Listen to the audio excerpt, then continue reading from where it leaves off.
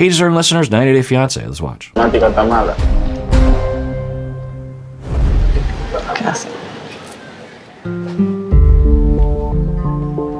I have some concerns about the business, primarily how the meat is kept in the butcher shop. I'm also concerned about how he keeps books. There was no way that I could mask this experience with a poker face. That wasn't possible. So she says in the one-on-one interview, which I'm guessing is well after the event, giving her enough time to reflect on her treatment of him, she says, there's no way that I could have a poker face. I think she's saying, there's no way I could have not said and done everything that I did because it was just too egregious. His math is, this is basically what she's saying, is he is so stupid and incompetent, there's just no possible way I could have not said anything. She's not saying those words exactly, and I don't want to put those words in her mouth, but that's the way it comes across to me anyway. And I could be biased, I could be projecting, but that's what she's saying. And if that's true, total speculation, I can't tell, then that tells you something. It's one thing to lose your cool. It's another thing to lose your cool and then later on look back and say, yep, I stand by that behavior. I feel really bad about how mean I was to Yohan in the butcher shop, but I'm still really worried about his finances. Okay, that's more promising. I feel really bad about how poorly what'd she say? So how badly I treated him in the butcher shop? Okay, that's good. So apology is in order? So I'm sorry. In the butcher shop, I feel like I got very angry. I was frustrated. Okay, they edited that, I think, and truncated it for time, maybe, or they cut out the good part of the apology. But it's good beginning. I'm sorry I was frustrated. That's a good beginning. I would have, if I was in his shoes, I would need a lot more than that. Well, why did you do it? Because it wasn't just one thing that you said. You went on a 20-minute tirade of belittling me and putting me down and assuming things. It was really hurtful. And then he says, which is in his normal healthy way, he is speaking from his emotions. He's like, I was really upset. Essentially it hurt my feelings. Muy molesto. No entiendo tus números, tus matemáticas. Estoy nervioso. Tu negocio es caro y tu negocio no tiene dinero. Okay, then she just continues, this is so Big Ed. So Big Ed would do this all the time. He would commit a transgression. He would detect standoffishness from his partner. And then he would re-engage and apologize. And then very quickly, like a bait and switch, start laying into the target some more, which it seems like this is happening again. Mi negocio no tiene dinero ahora, pero va a tener. ¿Cómo tú sabes? ¿Cómo yo sé? Solo sé. ¿A qué tiempo tú puedes entender tu negocio cuesta dinero? So this is going a lot better. It's still not great.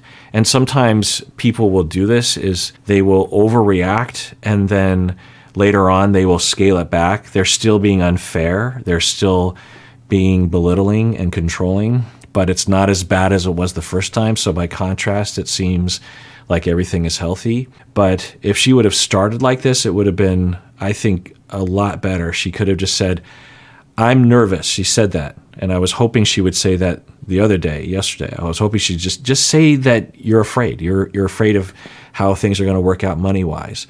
And given the way that he's running the business, you're confused by it and you're afraid. It could be that his business is going to work out and he has everything figured out, but you don't understand it. Just say stuff like that. Don't belittle and infantilize. So she's at least giving him a chance at this point to say, okay, you're nervous and you want me to answer your questions. You're interrogating me. Okay, I guess I'll try to reassure you.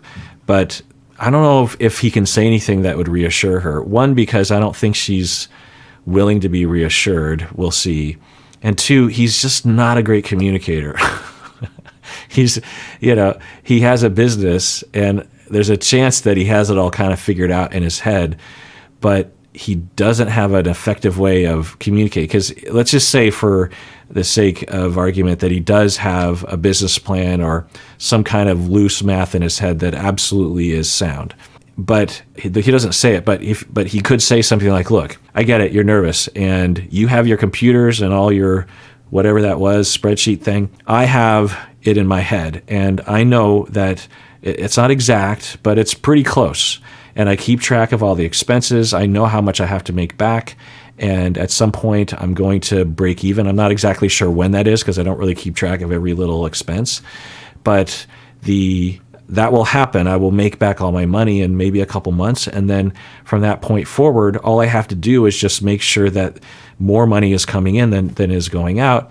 And yeah, maybe you could help me with the bookkeeping or something, but that's how things work here. That's how I do things, and I'm confident it'll work out. I will be able to tell, basically, maybe not as precisely as you can, but I'll be able to tell if the business is failing and if I should pull out of the business. And you're just going to have to trust me. And I know you're not going to like that, but that's my system, and that's how I was taught, and that's what other people do, and everything. It usually works out. So he could say something like that. I don't even know if that's accurate, but I'm guessing it's something in that general ballpark. But he doesn't say, but maybe he will in this moment. Y no toma dinero. Un día, cuando tú miras tu negocio, no más. ¿Qué tú necesitas por tu negocio cerrar? ¿Qué necesito? Sí.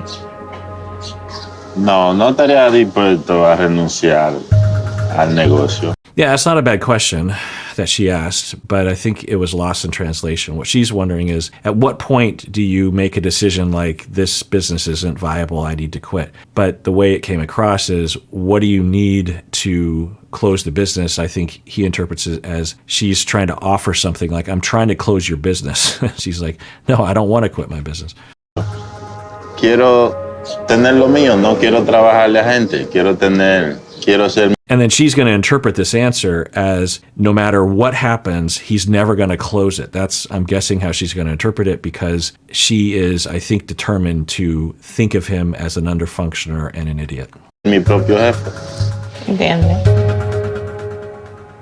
Ya como que se está adelantando muy rápido y no está. I take it back. Her response was, I get it, which was a nice response, a rational response. He is expressing, in his very subdued way, his emotional attachment. He's like, no, I really want this to work, so I'm never going to close it.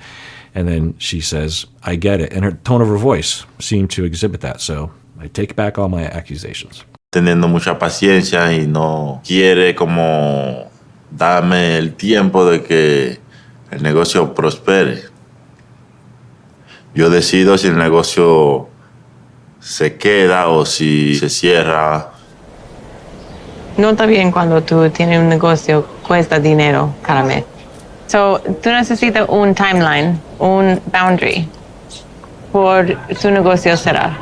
Okay, again, this is a lot better than before. And there's nothing wrong with, they're a team. Now, she didn't treat them like a team when she unilaterally made a decision that they're not going to the States, even though that was the original agreement. So it's a double standard there. But there's nothing wrong with saying, look, we're a team financially, we need to work together, and I need some reassurances that we're not wasting our collective money on this business. So I need to be able to see, like, at what threshold does the business close? Now, he might say, there's really no chance, given the amount of money that's going out, given how much money it costs to buy inventory and pay the labor, like, there's really no chance that this business is going to fail. I have everything figured out. I know how much demand there is in my neighborhood, da-da-da. Who knows?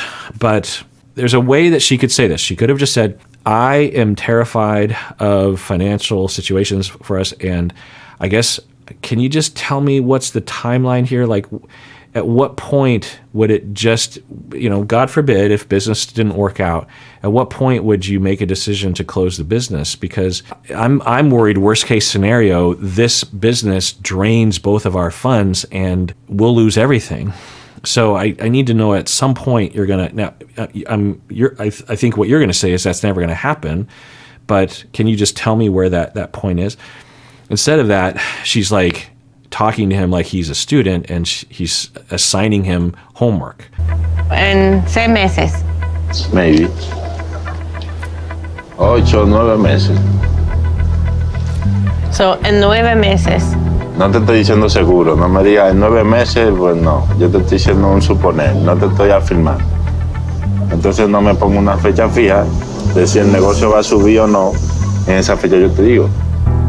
I want Yohan to be more realistic about our future, and I also don't want to be bankrolling our life forever. So this is coming from someone who said that I'm going to manifest money when I get to Dominican Republic. I mean, that's just the irony. I remember Tanya and Sinjin, right? Now, maybe behind the scenes, and they're not showing it, they're editing it this way, that she has all these business things lined up. Who knows? I don't know. But in the way they're presenting it, it looks that way, right? Tanya and Sinjin was a similar thing. Remember when we first met them, that Tanya was very critical and very micromanaging of Sinjin. And Sinjin definitely played into the role of an underfunctioner at times, not as much as I think Tanya was trying to make him out to be. But she would do that while it seemed that Tanya at the same time was not financially independent. I don't know from all of my memory, but anyway. So there's this weird irony with some codependent people who, there's various different kinds of codependent people, but the controlling type will do this. They will micromanage and they will belittle and they'll put you down. And their mission is to lock in this relationship where they're the superior, competent one, and you are the inferior, incompetent, dependent one. So codependent people and dependent people actually fit well together. But it's ironic sometimes because sometimes the codependent, the overfunctioner, when you really look at them, they're actually not overfunctioning in reality, but they need the other person to be in contrast to them. It's a projection. It's, the overfunctioner is like, this person in their head, they're like, I'm a failure. But if I make someone more of a failure than me, then by contrast, I'm not a failure. I am 100% willing to be supportive in helping Yohan get the resources he needs to create a fruitful business. But I sacrifice a lot to be with Yohan, so if he is still losing money 9 months from now, we're gonna have to close this business. Yeah, so often the Americans will say that, or I guess a lot of people, regardless of nationality, will say that. I sacrifice so much, so you owe me. It's just not a good way to live in a marriage, right? You want to live in a marriage where you talk about things and you work things out and you mutually give to each other, right? Instead of, you must succumb to my demands because I sacrifice so much, yeah. Plus, the other thing is he didn't ask her to sacrifice. He wanted to go to the States. So it's not, anyway. Que de ahí veremos. All right. Well, that does it for another episode of Psychology in Seattle. Please take care of yourself because you deserve it. You really, really do.